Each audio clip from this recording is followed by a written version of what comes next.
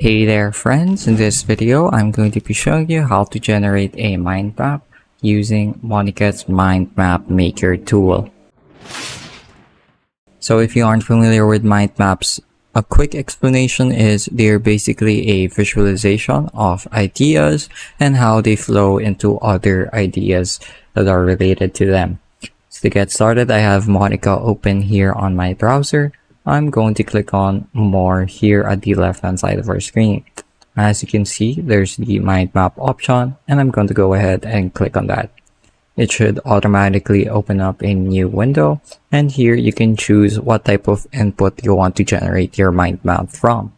So for example, you'd like to start with a simple prompt. Maybe you'd like to upload a PDF of a research paper, or maybe you'd like to copy a portion of an article, a website, a YouTube video, or an image. So I'm going to start with the simple prompt for sake of simplicity, and let's describe what we want to generate. So create a mind map about the PCR reaction or the PCR protocol and its uses and applications. So I'm going to go ahead and click on enter.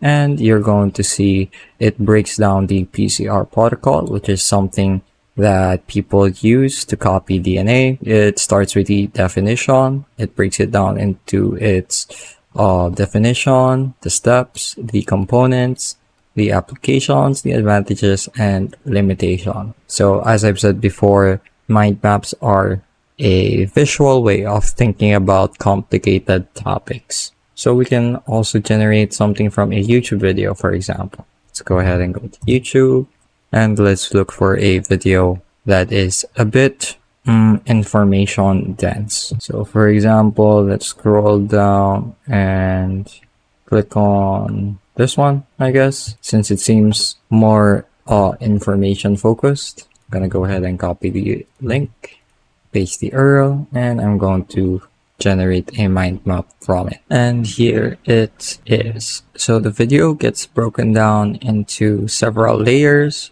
with the introduction, sort of the key takeaways, and the different portions that are emphasized in the video.